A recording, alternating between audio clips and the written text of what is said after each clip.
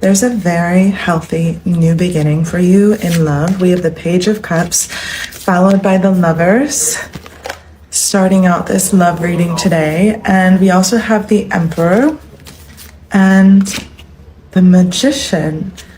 Something about this love is going to spark, it's like a burst of creativity within you.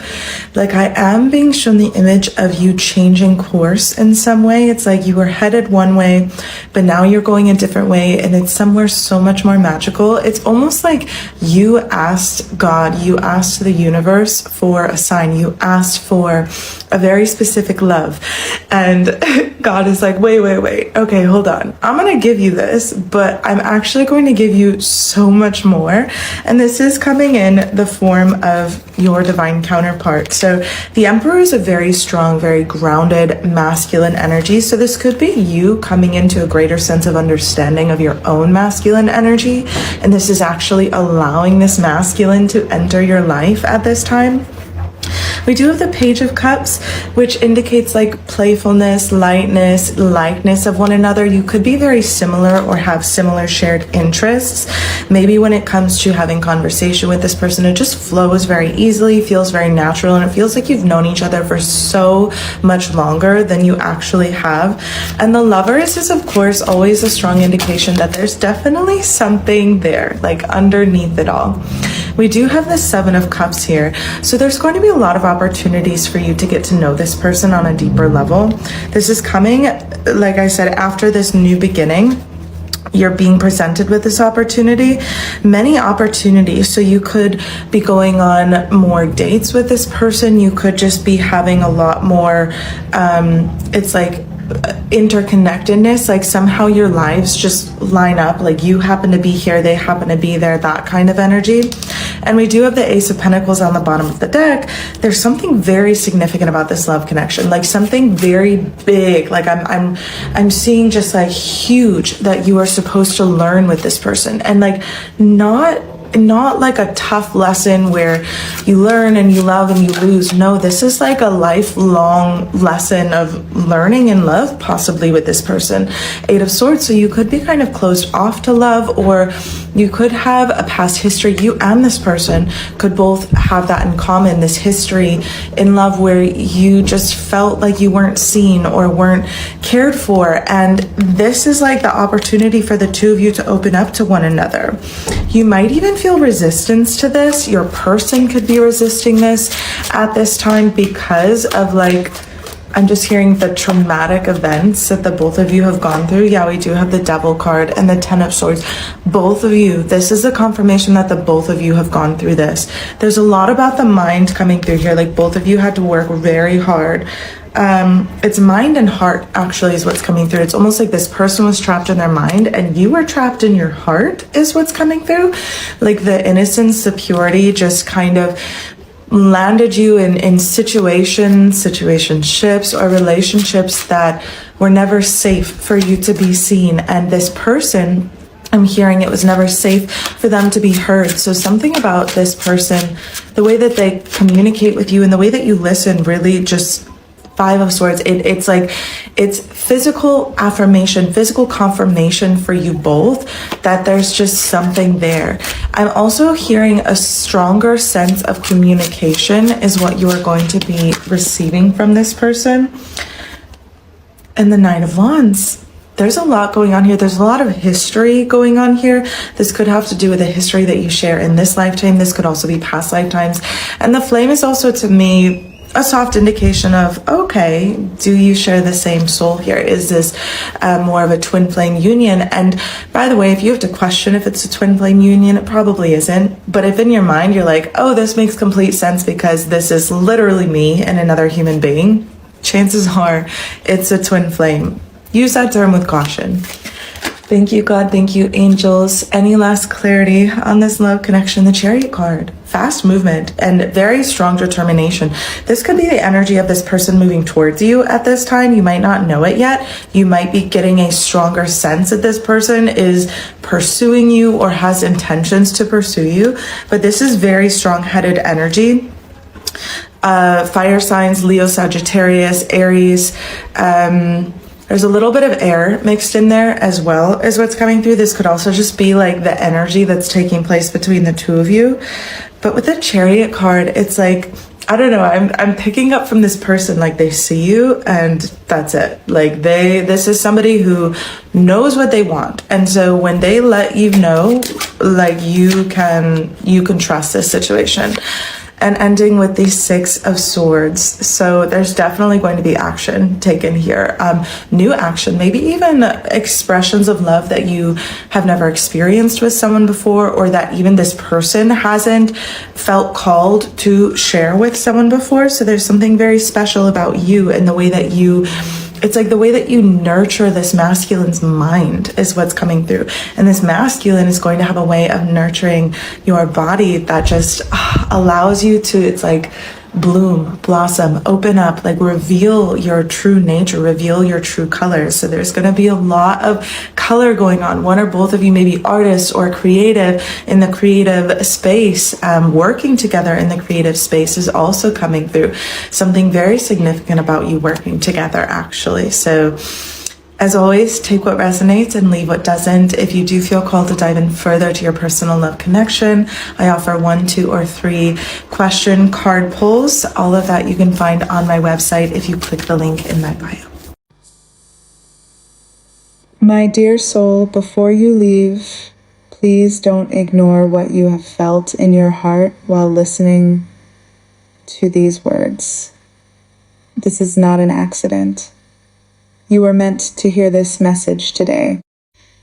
Right now, place your hand over your heart and declare these words with faith.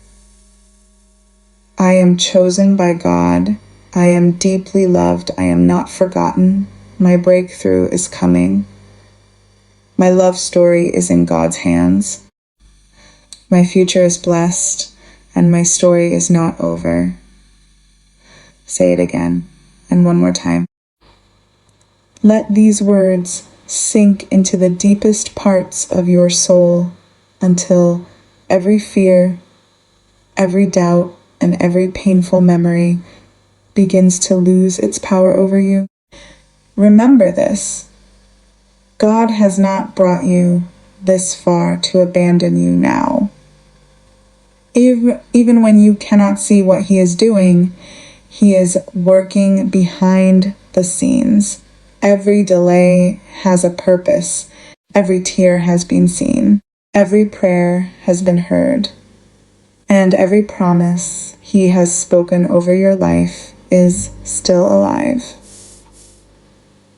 If this message touched your heart, please share it with someone you love. There is someone out there fighting a silent battle, crying behind closed doors, wondering if anyone sees their pain. Your share could be the very sign they have been praying for.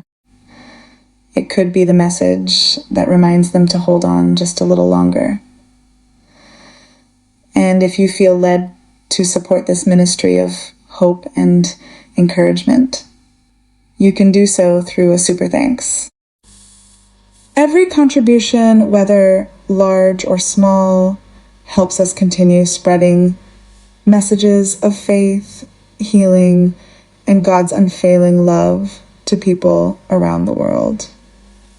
May God bless every generous heart. May He multiply your kindness, open doors that no one can shut, restore what has been lost, and pour out blessings upon your life in ways that leave no doubt that His hand is upon you. You are loved. You are chosen. You are being guided, and your story is far from over. Stay faithful, because God is still writing some of the most beautiful chapters of your life.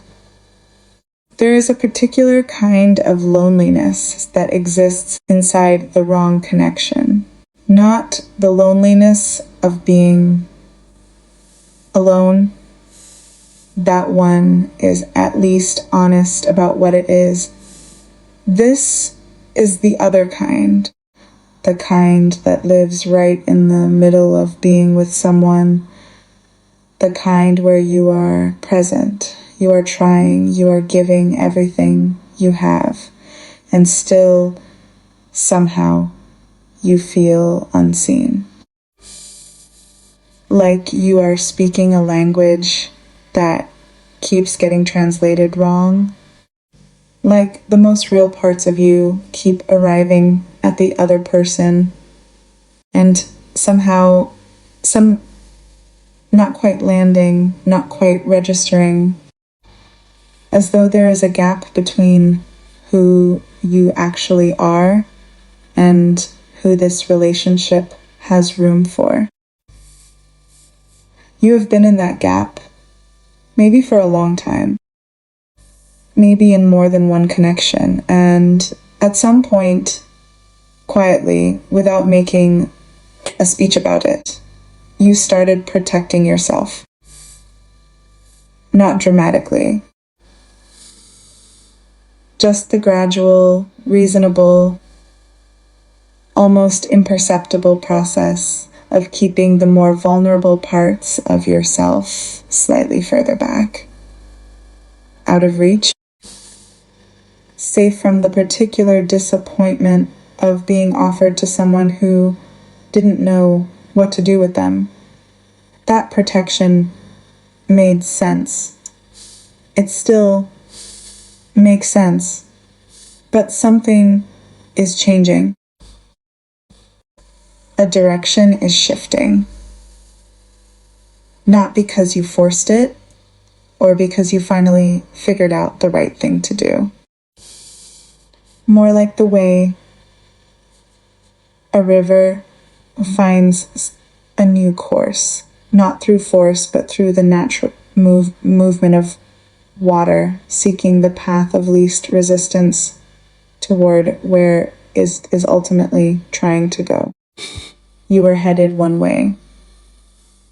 The logic of your life, the accumulated decisions and relationships and expectations was pointing somewhere specific.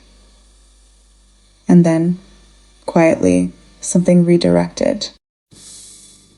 What is coming is not what you asked for. It is more than what you asked for. You brought a specific request, a particular kind of love, an image of what you needed, and the answer that is arriving says yes, yes, and also this, say. Also this thing you didn't know to ask for because you hadn't yet encountered the evidence that it was possible. That is a disorienting kind of grace. The kind that requires you to set down the map you were using because what is opening up ahead of you does not exist on it. Let's talk about this person. Not as a promise or a prediction, but as a reality that is moving toward you with the particular energy of something that has been in motion for longer than either of you realizes. They are grounded. Genuinely, not in the way that people perform stability while quietly unraveling, but in the way that comes from having done real work on themselves, from having faced things and built something solid out of what they found on the other side. There is a strength in them that is not loud. It does not announce itself. It is simply present consistently in the way they show up and the way they hold their space in the world. And they know what they want. That is rarer than it sounds. Most people know what they want in the abstract, in the comfortable, uncommitted territory of preference and imagination. This person knows with the specific clarity of someone who has felt the difference between what they settled for and what they actually needed, and has decided not to close that gap again with something that doesn't fit. When they look at you, something resolves. Something that has been slightly uncertain or slightly restless in them goes quiet in the way that things go quiet when they find what they were looking for. The early part of this, and this matters, will feel like remembering rather than meeting. That is the specific and almost disorienting quality of a connection that operates at this level. The conversation flows before you understand why it should. The silences are comfortable before you have earned that comfort together. You find yourself saying things you had not planned to say, revealing things you usually keep further back, and then noticing afterward, not with alarm, but with quiet surprise, that you felt safe enough to do that. That nothing in how they received you gave you reason to pull back. There will be a moment, probably more than one, when you pause in the middle of being with this person and think, how have we known each other for this short a time? How does this feel like this already? The answer is that something older than this lifetime is being recognized. Whether you use spiritual language for that or not, whether twin flame resonates or feels like too much weight to put on something still forming, the recognition is real. The familiarity is real. And the ease of it, which might make part of you suspicious, because ease in love is not what you are accustomed to, is not a sign that something is wrong. It is a sign that something is finally right. But here is where the story gets more honest, because this connection is not arriving into cleared ground. Both of you have been through things. Separately, privately, in the particular way that people go through things they don't fully tell anyone. The relational wounds that shaped how you love. The patterns you developed to protect yourself. The specific and carefully maintained walls that exist in you, both because you built them out of necessity rather than preference. You were trapped in your heart, in the innocence and the overgiving and the particular vulnerability of someone who kept offering their full self to connections that weren't safe enough to receive. And they were trapped in their mind, in the analysis, the distance, the retreat into thinking when feeling became too risky. Two people with different wounds that produced the same result. A closedness that made real connection difficult. What is remarkable about what is forming between you is that you each carry precisely what the other has been missing. You give them the experience of being heard. they give you the experience of being safe, not as a transaction, not as two broken people exchanging what the other needs in order to feel less broken. As a natural consequence of who you each actually are. Your capacity to listen genuinely without agenda, with the kind of attention that makes a person feel like they are the only thing in the room, does something to someone who has spent years feeling like their inner world was something to manage rather than share. And their particular quality of presence, steady, warm, oriented entirely toward you, does something to someone who has spent years offering their full self into spaces that couldn't hold it. Here is the insight that carries the most weight in this entire story. You have been blooming in the wrong soil. Not because you were naive, you loved in the conditions you were given, which is what people do.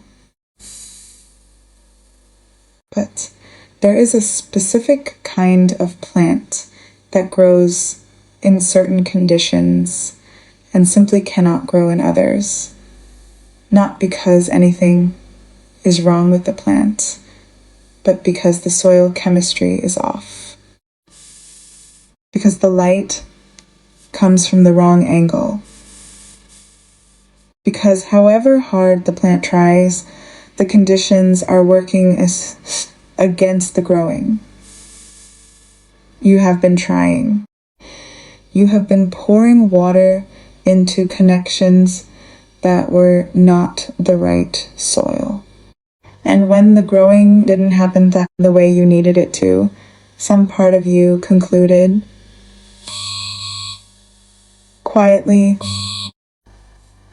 in the place where conclusions happen, beneath the level of words, that maybe you were not the kind of thing that blooms. That maybe the full, colorful, genuine expression of who you are was not something that love was going to be able to hold. That conclusion was wrong. The soil was wrong, not you. What this person creates around you, simply by being who they are, simply through the particular quality of how they show up, is the right conditions, the right light from the right angle. The specific environment in which the parts of you that have been waiting, that have been held back, that have been protected, because the last time you let you out, they got hurt. Those parts will begin to emerge. Not because anyone demanded it, not because you decided to be braver, but because you will look around at what this person is offering and find that the old reasons for staying closed no longer apply. That is what blooming feels like from the inside, by the way. Not triumphant, not dramatic, just a quiet noticing that something is opening. That color is returning to places that went gray for a while. That the version of you that you put away for safekeeping is slowly, tentatively beginning to come back out. There is also the creative dimension of this connection, which is not incidental. Something about the energy between you sparks something generative. Ideas arrive. The urge to make things, to express, to create it gets louder in this person's presence. Whether or not either of you works in a formally creative field, there is a quality to your dynamic that produces things. That takes what each of you carries individually, and when it is combined, makes something that neither could have arrived at alone. You may work together, create something together, build something in the world, not just in the private territory of the relationship.